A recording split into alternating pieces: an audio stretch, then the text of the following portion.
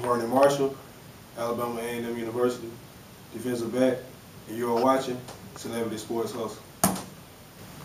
Mr. Marshall, you've been a lot of good credit, definitely a great ability since on and off the field of Alabama A&M. Each and every week you have been like great player of the week. How you feel about those remarks? All the accolades are excellent. I appreciate all the praise off the field, on the field. This year has really been great. We're starting off 5-0. Everything's been going good for me, especially on the field this year. I mean, it feels like when it's a play to be made, I'm around the ball all the time. And off the field, in the classroom, I kind of take the same swagger to the classroom. What do you consider being a leader? I consider being a leader is leading by example, first of all. I can't tell others what to do if I'm not doing the right thing myself. And it's basically staying in my playbook, making sure I know everybody's assignment, so if they're out of or in the wrong position, I can be able to put them back in the right position instead of having to wait for Coach Towns to make that decision. And on the field, I take leadership the same way. I mean, off the field, I take leadership the same way. Just trying to be at the top of my class and just always strive for the best. Okay, how you feel about Coach Towns? Coach Towns, excellent. I met him doing recruiting. He got me down here. He told me that once I got down here, if I did the right thing, he'll play me. And he did exactly what he said he was going to do. Been playing ever since I got here. He's a wonderful guy, off the field and on the field. And I enjoy all the lessons and the things that he taught me. What is your major at Alabama A&M University? I'm majoring in elementary education. Okay. Right now, it seems like you have a great GPA. How do you maintain your celebrity status hustle by maintaining a great GPA, playing football, and being a daddy? How do you handle that? Basically, time management is a big part of it. I know what I have to do on the field. I know that I had to be at practice. I know I had to make my meetings. We're on the road. We're at home. So basically just splitting my time out, making sure I have time for everything, especially doing my work, because I know that's what I came to school for, is to receive an education as well as play football. And being a dad is just a new experience for me. It's something that a lot of people probably wouldn't be able to do, managing football, classwork, and trying to be a full-time parent. Okay.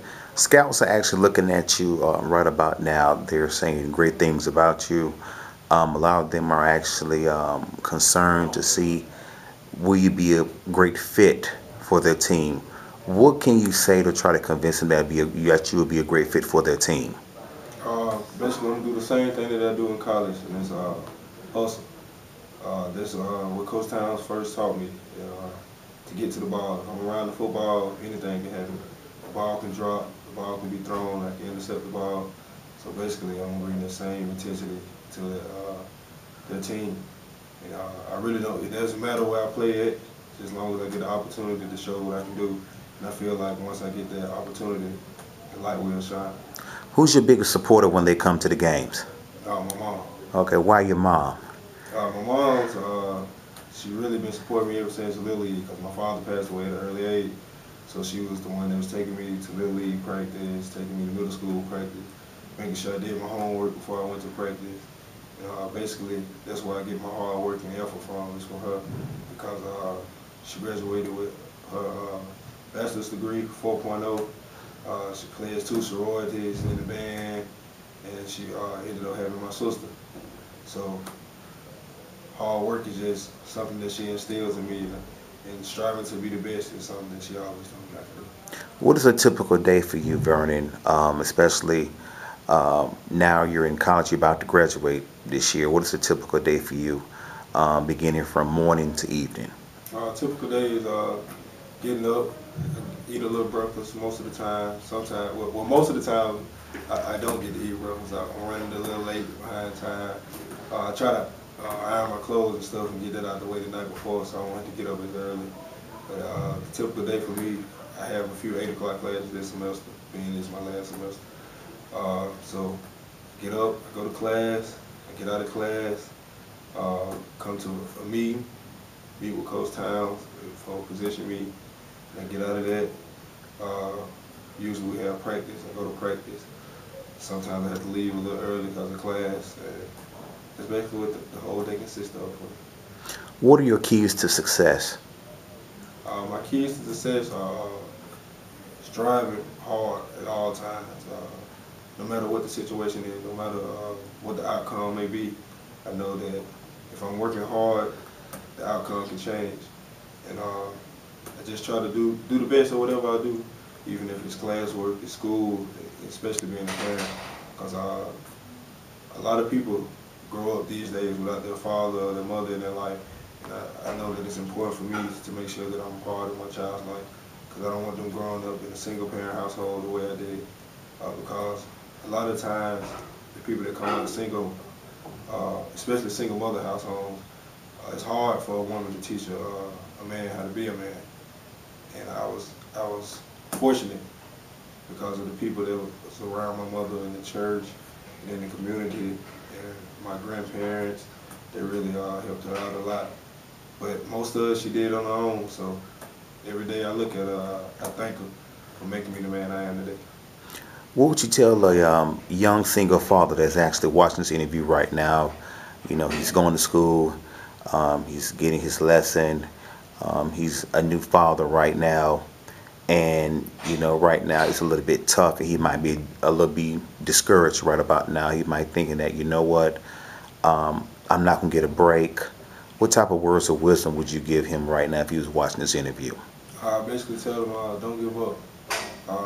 And first of all, keep God first. That's very important, because my mom always tells me. When things get rough, great, and things can change, because in a lot of tough situations, you might want God to appear right then and make the situation change, but a lot of situations are not there to tear you down, they're there to make you stronger. So I know you might be going through times with the mother of your child, school might be stressing you, your job might be stressing you, but all you have to do is pray about it. And you yourself have to work hard to make sure you continue to do the best that's for your child, because once you become a parent, it's not about you anymore. It's about what you can do for your children. So now, I mean, playing football is something I did all my life, but now it's a different meaning for it. Because as you said, a few NFL teams are looking at me, so they give me an opportunity to make the best of it, because I know that if I do that, my children can have a better life than I have. Young kids right now get a chance to watch you play on Saturday and sometimes on Thursday, and they kind of idolize, thinking that you are probably one of the new role models they get a chance to look up to. How do you handle that as a young man and say, you know what, you're one of my role models, I want to be just like you? What would you tell him? I always tell them, don't be like me. Try to be better than me. A lot of people might look at the good that I'm doing, but everybody has mistakes that they made and they wish they can go back and correct. So I want them to be able to look at the mistakes I made and learn from it. Because a lot of the things that I was able to overcome and surpass, a lot of the people that was around me couldn't. So basically, I try to get them to learn from that. And me working in education, I love kids. My whole point is to better the community, especially young black men, because it's a tough world out there for them. A lot of people count them down, even from birth. So they have to know that they have to work 10 times as hard as the next person, especially when you want to achieve success, because success isn't easily given. You have to work hard for it to be obtained. So I basically just try to encourage everybody that supports me to keep coming around, especially support the program. And basically when they tell me, you did such and such, such and such, but I also tell them it's not about me. I'm here to play football for a team, especially represent my university. A parent emailed us, and she saw some of your interview on Facebook a couple of days ago, and she said that I really like Vernon Marshall's um, character. He did such a great job. I think he's going to be probably one of the next person to be in our community that can really help our young men grow, our young African American men grow. What would you tell that parent right now that's got her son and she's actually saying, you know what, I want my son to listen to him, but I really want to take those characteristic traits from him. I basically would tell her, first of all, I would like to tell her thank you for noticing the efforts that I'm making to help better our community. I basically would tell her to make sure that she's instilling in her son the same characteristics my mom instilled in me, which is hard work, always striving to be the best. Another thing that she should put is make sure that she put God in his life. That's very important. And I know a lot of people might say that in education you can't really stress the importance of God, but right now I'm a teacher in training, so I'm not actually in the classroom.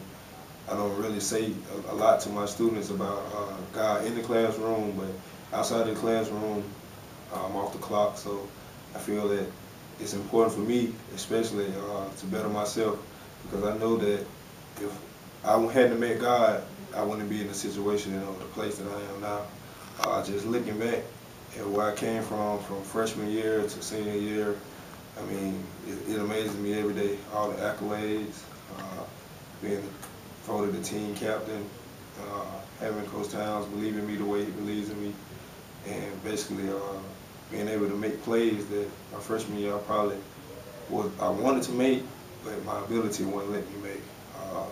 And continue to work hard, especially in the classroom, because football is important right now, and I know that there's many opportunities out here, but I know that I can't play football forever. So it's important for me to receive my education, to stay focused, and to keep God first in my life.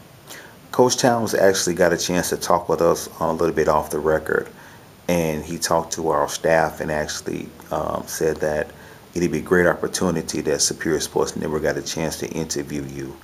And I think that it could be a great development for Alabama A&M in their program and for everybody in the community to definitely see exactly what type of young man you are. How you feel about that? I feel honored. As I said, Coach Towns, he puts a lot of faith in me, and I try to make sure that I don't let him down on the field as well as off the field. When I came and told him that I had a second child on the way, he was kind of disappointed in me, but he's kind of be like a father while I'm here. So he kind of told me, don't be down, and to make sure that I take care of my kid and don't treat my child any different than I treated my first child. And so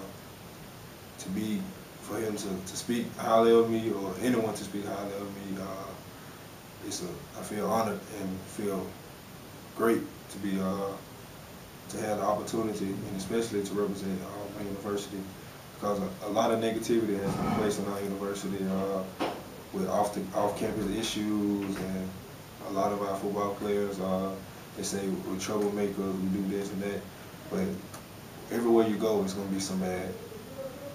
No matter where you go, if you can go into the suburbs, you can go into the gated communities, it's going to be something that occurs there that's not going to be to your liking. But also in every community, there's a person that's trying to do good, that's trying to better themselves. And I look at that as me.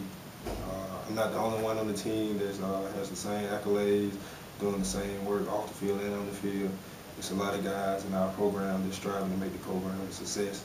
That's why I feel like this year has been a great year, because of the team chemistry. We're all working together for one common goal.